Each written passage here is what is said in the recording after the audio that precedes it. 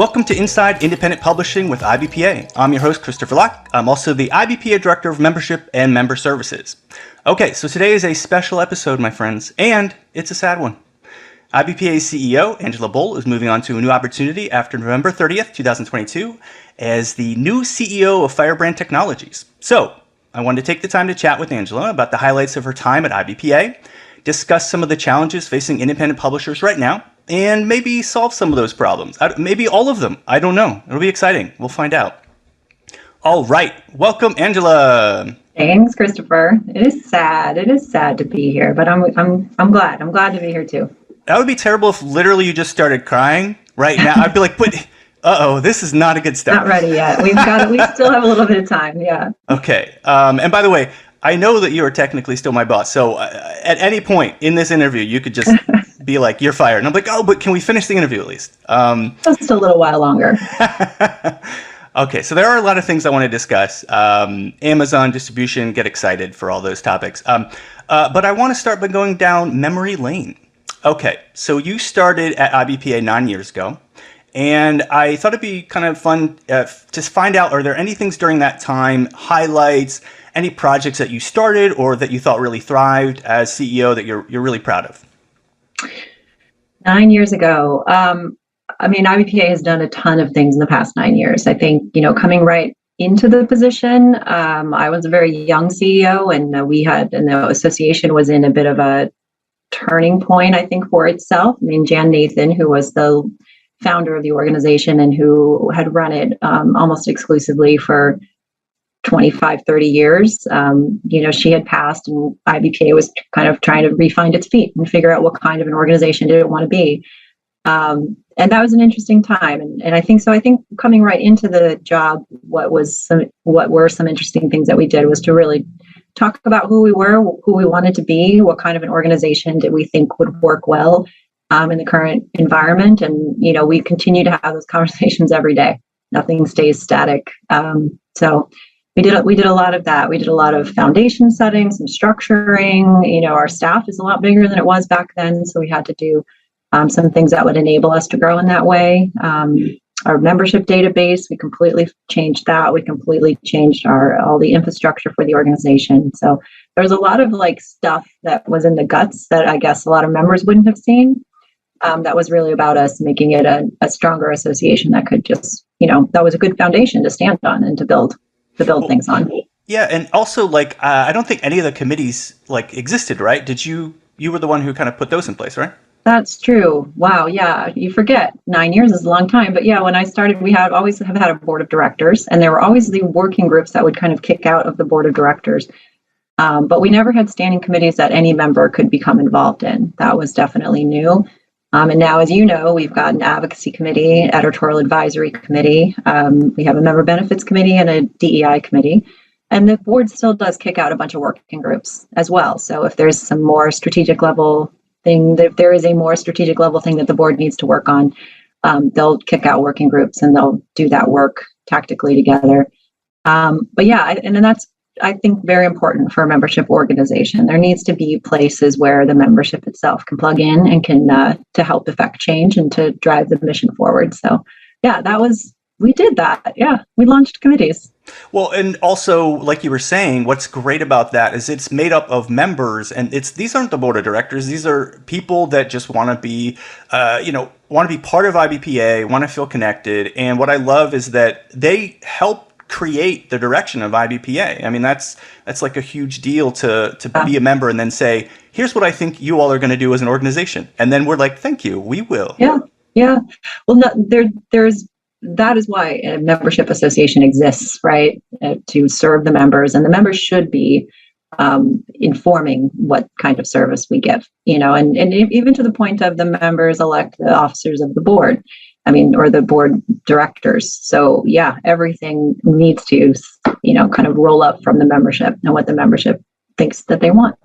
Yeah, and that's something since I started that absolutely is the case, is that we take a lot of feedback from members, and we're always trying to adjust the organization and improve it so that it's the best for them. I mean, not just creating new, like member benefits, but like just any feedback they have, we're always like, what's the best for members? But I do want to go back to my first question, though. But I didn't answer it. I did a bad job right at the end. No, but I'm interested because is there anything that stands out to you where you're like, I mean, maybe you don't want to like feel like you're, like gloating or something, but like obviously you've helped change the course of IBPA. So, of course you helped create the committees, but I don't think like a publishing university, something that you're like, okay, under my reign. That was something where I'm like, I'm really proud that. Yeah, that is something that you kind of want someone else to talk about, right? I see. What do I know? But I think, some of the things that I've seen that I've really enjoyed see blossom was community at IBPA. And it's always been a place where community was important. But I think that we made a lot of deliberate strides to talk about how as a staff and who we are at IBPA at the admin side, we're creating a container. So I always use that metaphor a lot with everybody, that we can create space for the membership to come into, and then they make that space look any way that they want. They shape the space, but without the space itself, without having the four walls and maybe even a roof, there's no place for them to gather. There's no rails, for them. So I think I'm very proud of the way that we've been able to do that. And it does lean into Publishing University, which has grown substantially, and the Benjamin Franklin Award Program, which has also grown, which because you help pack all the books that we ship out. Physically, I know it's grown because I have bigger muscles now because of it. Yeah, lots and lots of books are packed and shipped out. So I think, in the way that we kind of leaned into what IBPA is as a community, and again, it's kind of like nuts and bolts stuff, but we did a lot of work on our mission and vision and our core values, and really not just putting that work on paper, but then circulating that work and evangelizing that work, and making sure that everybody understood what we meant by that. So, what we mean by our core values and how we stand by them. I mean, I think that kind of cultural work can be difficult to do because it's not, not everybody's always paying attention or really kind of trying to understand where the heart of an association comes from. So I'm proud of that work too. Well, we also try to keep the heart hidden because we don't want someone to come in and stab it. It's like a dragon where you're like the one scale that they can get to. Yeah, that's exactly right. We do. Deliberate. So you mentioned that you were a young CEO. I think child prodigy is the term that we use. I felt young. Maybe I wasn't as young as but I certainly felt like I was a little deer in headlights. Yeah, a little bit. Well, so on that note, I wanted to see, was there anything that in these time that, let's think of you, the Angela, when you were starting, when you were like, here's what is going to happen. How did it turn out where you're like, and that's exactly what I thought? Or were there surprises along the way? You were like, I mean, I'm sure the pandemic is, one of them. Sure. But what along the way was like kind of like a big surprise? Well, I mean, I'm thinking of a moment which doesn't quite answer your question. So I think I'll spend the next 20 minutes just not quite answering your question. That's awesome. I love it. But, I mean, when I think about what I mean by coming and being a young CEO, I think about like mentors I had at the time and accountability kind of questions and things. And that always is going to hit any job that you have. But I just remember sitting at one dinner and being like, wow, I don't know how to crack this. This is a big issue that's coming through. This was probably a complaint or something that was coming down that felt really consequential. And I just remember my mentor across the table being like, yeah, I don't know either. Yeah, good luck with that. That's going to be your thing to figure out. Uh-huh. And that, I don't know, I just walked away from that with this sense of like, at some point, absolutely where the buck stops and what you have to figure out and what you have to do. And there is no pushing aside or having someone else figure out issues and problems. So that was that was something that I really kind of came through this experience. But what could I have I couldn't have imagined half of the things, building up through the board and building up committees and building up the university, staff changes that have occurred over the years. That was, it's always, that's always something to kind of work through and work with. The rise of self-publishing authors and kind of legitimacy of that space, the rise of hybrid publishing and the legitimacy of that space. So IBPA having always been an umbrella where you could be here regardless of your business model, and we would have benefit for you, I think is very forward-looking and very forward-thinking, because now we're in the world where the lines are blurring between different business models and where independent publishers fall. So I'm happy to see it. I don't think things need to be super rigid. So yeah, that's another interesting thing that's come through.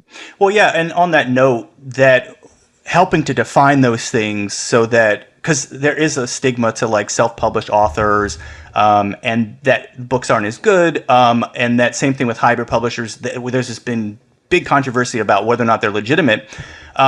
So IBPA, and by the way, both of those things do occur in some ways. So for author publishers, IBPA's job is to try to help everyone rise to the level of the big publishers. And then same thing with hybrid publishers. We created the IBPA hybrid publisher criteria so that everyone sees, okay, here's what a legitimate hybrid publisher looks like. And then hopefully people that come into our membership see those things and they've learned from them. And if maybe they weren't following all of those things, now we help them do that, because it only benefits the space for all of us. Everyone is working at the highest level that they can. Yeah, a rising tide lifts all ships, kind of. That's the falls in there. Yeah, and by the way, there are also some really poorly published books across every business model. Yeah. So it just, it is what it is. Yeah, well, so a lot of our members are independent publishers, and they run companies. They have staffs, and they have to make choices for the company about how they're going to stay afloat. So, you're a boss, you have staff, and you run this company to keep it stay afloat. So I wanted to see if you have any like words of wisdom, things that as a boss, you're like, okay, this is what worked well for me. And hopefully that's something they can learn from. Well, I mean, two things popped immediately to mind. The first is the people. It's always about the people, and will always be about the people, and staff, of course, and getting the best people you can find to sit in the seats and to try to motivate them in a way that makes sense to them. So one size doesn't fit all when you're dealing with people. Everybody has different things that resonate with them and different wants and needs and lives and desires. So you can't do anything without your people. But, and then with IBPA, it extends beyond. It's also the volunteer leaders.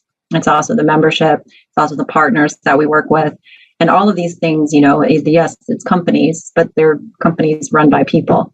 So the more you can really try to understand where people are coming from and treat everybody with as much empathy as you can. And I think that makes a big difference.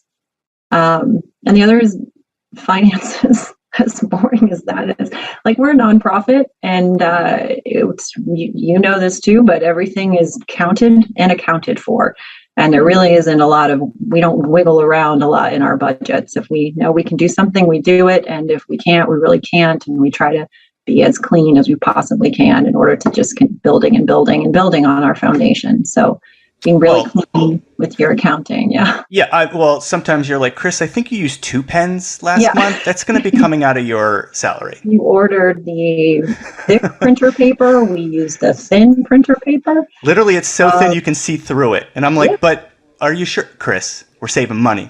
Saving money. I do. He's not even like for our podcast. Like, I know that sounds like that can't possibly be true, but every year at the end, I know I send an email that's like, we're out of supply. What is it called? The office. The office budget, office supplies budget. Yeah. We freeze the office supply budget, like to that level of like, when you got to freeze the office supply budget, you got to freeze it. And I think we do every year. It's when we run out of toilet paper that I'm like, can we please just bring it from home? You have some at home. So yeah. Well, let me also say, I mean, as a boss, some things that have worked really well, if you want some compliments that help other people out. I think, having someone that you can always turn to and feel like they got your back is incredibly helpful. So anytime I have any type of project where it's like I have to do like a proposal for the board, which can be overwhelming because it's like I'm a writer, but like professional writing in terms of like technical, all that. So anyway, I always knew I could come to you and you would help, make it better and give me feedback. So having an approachable boss is really helpful. Awesome. And then also having someone who trusts that you'll get the job done without like breathing down your throat. Like you're someone who I just appreciate how much you give us a lot of work to do. There's a lot to do. There's never I'm never like, hey Angela, real quick, I don't know what to do today. But hopefully not. But but then you're like, here's the deadline, and then you trust that we'll get it done. Yeah. So I appreciate that. Good staff. You guys are. I mean, you do it. I think that stuff is earned. There's another world in which it's not possible to just kind of let it flow. But I mean, you guys earned that space for yourselves because you do get it done. You really do. Now we're just complimenting the IBPA staff. This is the 30-minute podcast on IBPA staff. It's no, great. Real quick though, what else is good about us? Okay, so conversely, I did want to see what have you learned about things that as running a company and as a boss of the staff, like is there anything you've learned that didn't work so well and you're like, oh, I got to course correct? That's something that, so that others out there who run businesses and are CEOs and such can possibly avoid. Yeah, I mean, I think the biggest challenges that I've hit that have felt like course corrected is needed has to do with not communicating as transparently as possible or as necessary even, or even more transparently than you might even think necessary. I think that, whenever there's been misunderstandings or there's, miscommunications and stuff, it's because the time in front of that wasn't given in order to kind of bring all parties in and communicate really, really, really well. Mm. So I think, and I do kind of think that is a misstep when you're not considering how much time it's going to take to really bring everybody on board. And that amount of onboarding is necessary in order for any project to run really smoothly. There's a lot of people, and even this, if you will, sometimes I hear some people say, well, they're a disinterested party. It's not really in their purview. They don't really need to understand all of this and everything. And I think that is true. But also when you have a company where everyone and all the employees are interested and involved and kind of want to know these things and stay connected to, it's good to allow for that and to keep everybody looped, not start to silo things too much, because you never know when that person over there, who's of course a little disinterested, not necessarily in their purview on this project, but they're going to have an idea that comes from their point of view and the stuff that they're working on that's going to make it better. So yeah, my missteps probably came through not understanding that really well for a while, and not over communicating. Well, something I really appreciate is that, like, for example, on my staff, we go to the board meetings. So being in that room where they're making decisions that are going to affect our jobs, our daily lives at work, is really helpful. Because then it's not like you have a board meeting as the boss and then you come back and go, here's what everyone's doing that was decided for you. At least we have that heads up, like, okay, here was the thinking and why they want us to do that. So I appreciate that. And that's certainly, I mean, I worked at, a lot of different companies, and like when I worked at like NBC, like I didn't go to the NBC, board meetings. Although I should have. They should have allowed me as a production assistant. Somebody should make a call. Seems imperative.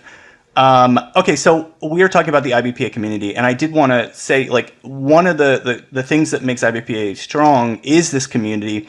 So I wanted to see, can you give members, like, how can they get involved, like, through IBPA? What are the things they can do to, become more part of that community? Yeah. Well, everyone's got different amounts of time in their day, so I think coming to terms with how much time you have, because there's little ways. I don't think that our educational opportunities are as taken advantage of as they could be. And that really is a way that you can not just absorb, but contribute. Because all of our webinars are going to have an extra half hour where you can sit and talk to the people that were also there, and you can share your learnings and your understandings. You host a member roundtable monthly where people can, log in. Maybe the first one, you're just a little black Zoom box, and you don't feel comfortable turning your camera on. But I think over time, you start to contribute and talk. Those types of spaces are also really interesting spaces for seeing how community leaders rise up organically through those spaces. So in member roundtables, as people come in and start talking, how much, are they contributing in terms of just talking through their stuff, or how much are they contributing in terms of helping others and bringing out points of conversation. So that, all of the online stuff, we also do member benefit webinars where you can learn things, I think is a great way to start, because you can plug in and you can be passive if you'd like, but then over time you can start to move in and engage in different ways through those platforms. You can also be a judge for our Benjamin Franklin Award program if you have the expertise. That's a big program, and there's a lot. I think we have 170 or 180 volunteers that move through that program. And you get to read free books. And you get a big box of free books that Christopher lovingly packs for you individually. Maybe there's some of my blood on some of those boxes. Yeah, it's quite an accomplishment. You could do the conference. You could be a thought leader at conference. People volunteer to come and speak at Publishing University every year. You could apply for a committee seat. As Christopher said, we opened these up over the past 9 years as a place for members to directly impact. My gosh, you could write for the magazine, our bi-monthly magazine. You could write an article and share and contribute that way. You could, at some level, apply for the board of directors if you feel like you have a point of view that you wanted to involve in a strategic way across the association. You could apply for a seat on the board. So, I honestly do think there's tons of different ways. It just kind of depends on, I guess, how shy you might be. So where do you want to kind of plug in, and then how much time you have, and yeah. Yeah, and like you were saying, what the great thing about all those is that you are learning. Like, as someone who's in publishing, with all of those, it's making you a better publisher. And in on that note, like, being connected to other publishers, being able to reach out to them with questions and say, hey, I'm trying to land distribution, or I'm trying to market this book, but it's kind of tricky. All these things, like, the more people that you're connected to, it's only going to be better for you as a publisher. So like you said, I understand 100% people are very busy, but I think we should choose things that we know are going to be helpful for us, to build our business, and not think of like our webinars, like you were saying, is like, oh, I'm just going to be sitting there, like learning this thing. It's like, no, the webinars are live. Like, you interact, and so you can ask a question about the subject. Yeah. So when the announcement came that you were leaving IBPA, I know there were some members who, because you have been such a huge part of IBPA and its success, they were like, what's going to happen with IBPA? And they were concerned. So this is a leading question, but can you tell us why IBPA is going to continue to thrive and be great? Well, I want to say that's actually wasn't really my experience so much. Maybe they emailed you. And that happened, but I didn't get too much of a concern. I think because we had a really long runway in this announcement, at least 6 months or so, in order for the board of directors to hire a CEO, to put together a task force, to hire an executive search firm, and to interview many, many people for the position. There was a long runway. It wasn't like a turnover of immediacy. Mm-hmm. Wow, maybe more people should have emailed me and said how sad they were and how upset. Most people were like... For me, I'm like, oh yeah, right? You're like, most people were like, hey, we're good, thanks for leaving. No problem, sounds great. Let me know when you get there. Yeah, well, for me, I'm like, I'm still here. Like, the staff is still with. They're like, Christopher, that brings me no comfort. I'm like, oh, all right.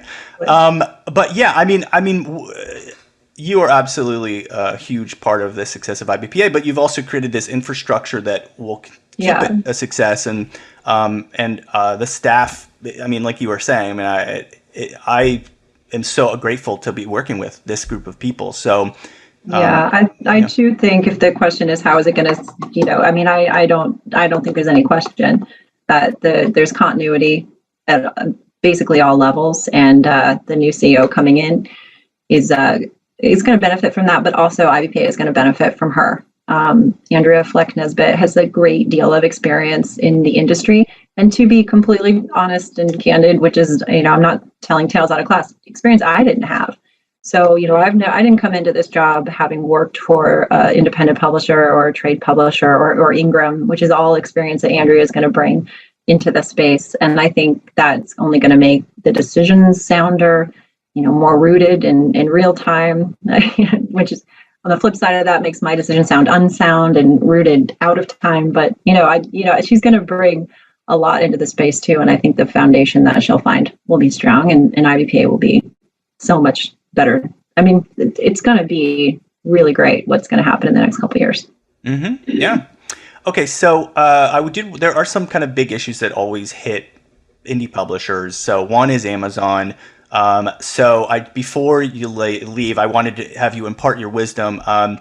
So it's this huge juggernaut and it's not going away and people go there to buy books. They have the fair share of book sales but our indie publishers do email us sometimes with really big issues, such as Amazon saying, hey, we're taking your ability to publish books down because you've violated copyright. And the member's like, what are you talking about? These are my books.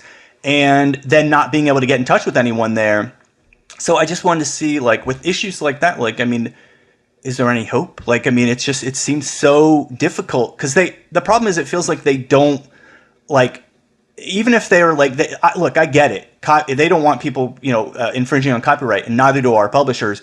But to not let someone then prove, hey, we are a legitimate publisher and these are our books, that's the problem. Yeah.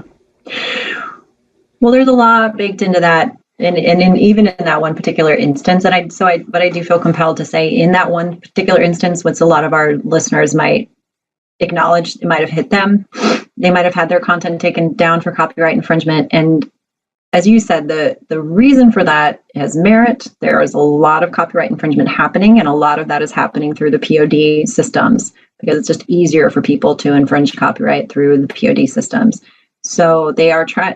It's an effort to crack down on that, and they probably swung the pendulum way too far and just dropped a house on a fly kind of a concept in order to quote start to fix this problem. That is a legitimate problem, and I will say that at the beginning it seemed very hard for people to get their work reinstated, but it's starting to become easier as it moves through. So I think we hit an inflection point on that particular issue. And I would hope to see that starts to even itself out as things do, as Amazon continues to address the problem of counterfeit and copyright infringement and stuff. It's too bad people get caught up in that. But hopefully, again, it becomes easier. I'm not going to be able to solve the problem of Amazon in my lender. Oh, great. I never got there. That was leave that on the table for Andrea. But I will echo what is just common knowledge, which is that we need different sales channels. We need different direct-to-consumer sales channels. That's, bookshop.org was a great push in during pandemic times to give to differentiate in some way. But direct-to-consumer sales, direct-to-consumer by the publisher, really enabled direct-to-consumer sales is still not something our industry has figured out how to engage with yet. And I think we need to look to that. I don't think we should secede. Is that the right word? Secede all of the land. Absolutely. Yeah. To Amazon, it is great what it has done in terms of enabling independent publishers to enter the marketplace. And we can always respect and admire that aspect of what they've done. But we need other players here, and it can't all ride there. So that's not an answer. It's an acknowledgement. And lots of different pockets of the publishing industry are thinking about people who are, smarter than me, which isn't that hard, are thinking about this and trying to figure out how can we disintermediate some of that. Yeah. I just wanted to get your thoughts. I mean, we've talked about it many times. I know our members, it's just something that I know our members are dealing with and indie publishers in general. And it's a huge headache. Yeah. Okay. Thank you. Yeah. It is. You got to sell there. You got to be available. Yeah. The other one of the other big issues is traditional distribution, landing it, and so it's this kind of catch-22 where indie publishers they're look, to get to the next level, they want to be able to get into Target and Walmart and Barnes and Noble, all these, big places. But a lot of times these sales teams are the ones that have those connections. And until you get traditional distribution, you can't, get into those stores. But then the traditional distribution teams probably won't pick you up unless you have proof that you will do well. And they're like, well, what am I supposed to do? So this is another thing our members have to deal with a lot. I'm wondering if, maybe this model needs to just change, or if you think it's working as is, but then maybe they need to tweak how they accept people. Like, what are your thoughts about traditional distribution? Right. Well, I think you nailed it. I mean, you described the catch-22, the chicken and egg issue. I think in order to solve a problem as you described it, is you have to do the work as a publisher to be interesting to these trade sales channels first. It is never going to be the distributor that makes you interesting to these sales channels. It's not like, if there was a lever you could pull and then you're available, you got the traditional distribution contract and then all of a sudden they're going to order from you. It doesn't work that way. It has to be, pulled. So if you want to be in these brick and mortar spaces, if that's part of your business plan, there's work for you to do as a publisher to make yourself interesting to these places. And then once that happens, you will become interesting to a traditional distributor, not the other way around. I don't know how to get around that, and whether or not that means like we need to blow up the traditional distribution landscape and how books are sold in brick and mortar spaces. I don't actually know if that's possible, because there is always going to be limited space at a brick and mortar location. They're always going to want somebody to help them understand what's good and vetted to put into that space, because a bookseller can't possibly do that all on their own. So that's what if sales channels are good, that's what they're good for, is to help kind of move the right content through. It depends on your marketing plans, and it depends on a lot of other things that'll happen. I just always wonder for indie publisher particularly, why? I mean, if there's a reason they want to be in the brick and mortar, and that reason is the brick and mortars really want them, then it makes sense to kind of go there. But most people sell most of the content online anyway. So maybe you don't need traditional distribution. Maybe you need great wholesale distribution. You need to be available if they want it, but you need to focus on direct to consumer and getting them to order online. It might be one way to go about it. Yeah, I 100% agree. I do think that there's this, it's almost like until my books are in bookstores, I haven't succeeded concept. And the truth is, like you said, you can do just fine financially. And also focusing your efforts on selling direct to consumers would be a much better use of your time than banging your head against the wall, trying to get a bookstore to carry your book. And they're like, you're not a good fit for us. So yeah, I 100% agree. So I think it is also the mindset of some publishers too, of just not understanding they don't have to get into bookstores to be successful. Because that also is an old kind of model that they're kind of looking at. But look, I get it. I mean, I did the same thing when my books first came out. I was like, man, I can't wait to get into bookstores. And then at some point I was like, oh, what? As long as people are buying my books, it doesn't matter. So you are moving to CEO at Firebrand Technologies. So, and by the way, congratulations. I'm excited for you. So I wanted to ask about Firebrand because Firebrand creates technology for publishers. So, and this is, a show about indie publishers and publishing. So I wanted to see, like, can you just tell us about what are some of the things that, Firebrand, has that can help publishers grow their businesses? Yeah, it was a company founded on building efficiencies for publishers, and it was one of the very first title management systems, which I can define if you'd like. But also just wanted to acknowledge that it's the Firebrand Group is the umbrella company, because Firebrand Technologies is just one part of it. And that's the part that develops title management, which is the software that a lot of publishers and distributors use to handle their metadata, speaking super simplistically, but to ingest their metadata and send that metadata in the form of Onyx out into the world to the trading partners. It does a lot of other things. It can take the content from acquisition and creating, what all the paperwork and documents that are needed from there all the way through. But yeah, so Firebrand Group can help with title management and all the things that it means to manage a title. They also do own NetGalley, which IBPA has a great partnership with. And under that umbrella too is a company called Supado, which works on publisher websites. And how it will, I think, be one of the linchpins to direct-to-consumer sales for publishers. They've got some really interesting work in that space that they're starting to release and to think about. So yeah, there's Firebrand is going through this transition. There's a lot that I'll need to learn about what the company, what's the potential for the company, but it has been one that has brought efficiencies to publishers for over 30 years. I think in the next phase of its evolution, it will also be a company that helps publishers make money helps publishers actually sell books, not just organize all the things that they need to organize related to the book, but also sell them at the end of the day. I've heard that making money is really fun. So... I heard it was imperative. Yeah. So I think, yeah. Am I supposed to be paying rent here? I thought squatting was fine.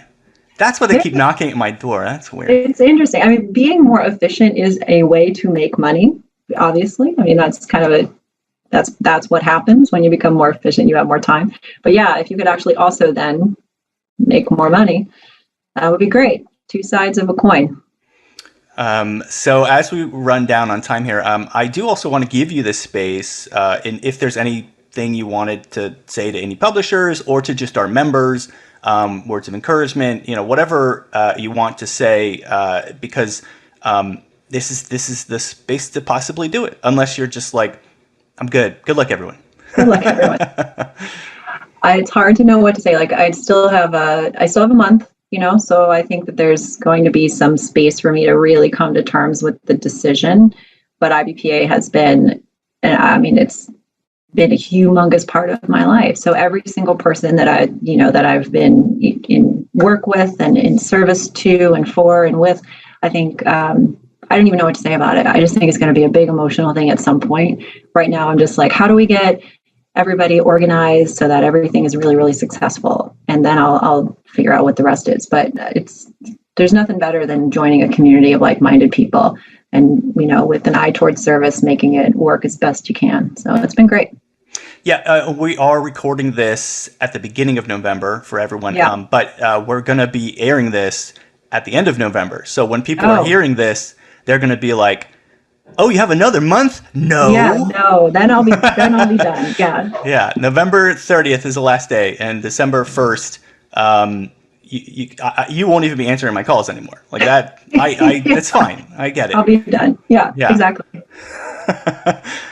So I thought about like having a surprise guest on like Journey, because I know how much you like them. Like Journey. You do. Wouldn't you love it if immediately the band members came behind me? It would be amazing. Yeah. Chris, then they'd be at my house, and then you'd be like, "What? The surprise guest is just then. I get to hang out with them." So thanks.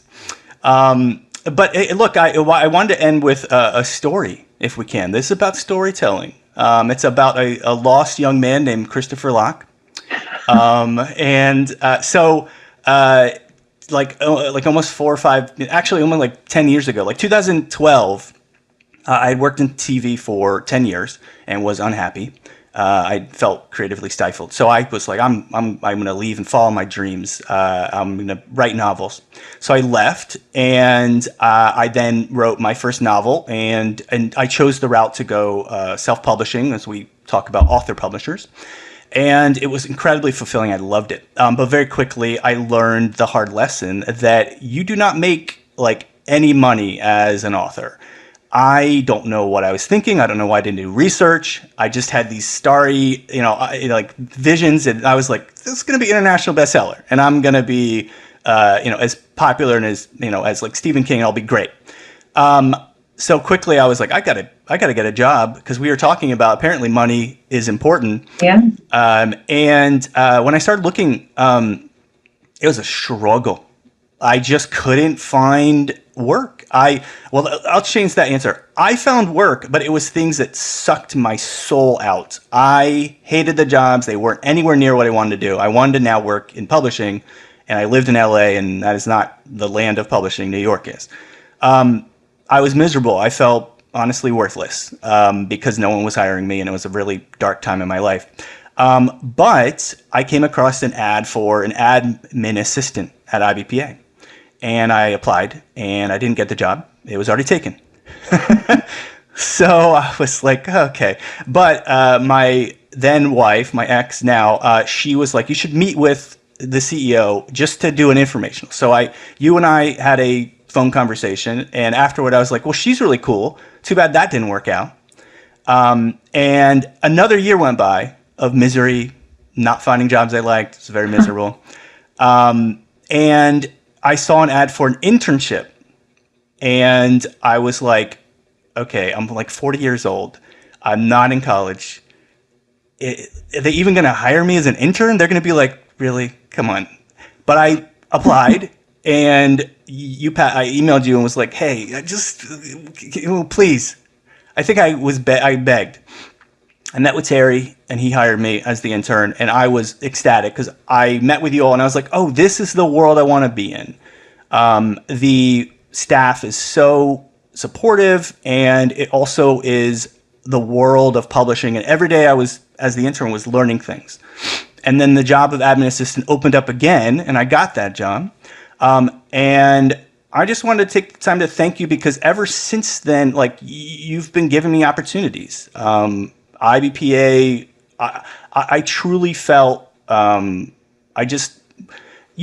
we go through life thinking we have talent, but if nobody's acknowledging that, at some point you're like, I guess I don't. You start to believe it. It's demoralizing. So you have to have someone who believes in you, and you believed in me, and you continue to give me opportunities here, and I just am forever grateful to you for helping to turn my life around and giving me the opportunity to thrive. It's been a joy working at IBPA. I love it, and I know you're moving on, but you really helped change my life, and I just wanted to take the time to thank you for that.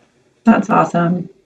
There's so much in there too, Christopher. Like, I hope that they send that to college classes. Like, yes, of course, there were opportunities, but I mean, you did make them yourself. I mean, you took the intern. You didn't get the job at the assistant level. You took the internship job, and you made the space, and then you made yourself somebody who is now the director of membership and member services. That's far from an intern, and that's over the course of just a couple of years, and because you connected into it. It's been, everyone should find something in what you've done, I think. And similarly, do it, because you're dogged, I would say. You were dogged. I was like, I'm not giving up no matter what. And you're like, all right, God, this guy, I don't think he's going away. I guess we're going to give him a job. But yeah, I just thank you. And I want you to, I mean, from me, from everybody at IBPA, like, I'm excited for you. Like, I think it's going to be an amazing opportunity, and you deserve all the success in the world. And with all that you've done for IBPA, I can foresee all of that at Firebrand. I think it's going to be great. And they're lucky. They are lucky to have you. I hope so. I'm looking forward to it, and I will not disappear. So we'll all stay in touch. The whole IBPA community. I'm willing to bet this is the last time you'll ever talk to me. This is the conversation, everyone. Like, literally, you have a month left when we're recording this, and you're like, we're cutting it off now. I gotta wean him off of interacting with me. I'm like, that's very weird. She never emails me back anymore. All right. Well, that is our episode. And I hope everyone who's listening enjoyed and learned something. I hope everyone who's not a member yet, who's listening to this, please go to the IBPA website, ibpa-online.org, sign up. As you heard in this episode, it can be very helpful, and there's even opportunities to make some money, apparently, so that's good. And subscribe to this podcast. We have new episodes the last Thursday of every month. And again, Angela, thank you. Normally I'm saying thank you at the end of the episode, like, all right, goodbye, but just thank you for everything you've done for IBPA. Been great. Yeah, absolutely. Thanks, Christopher.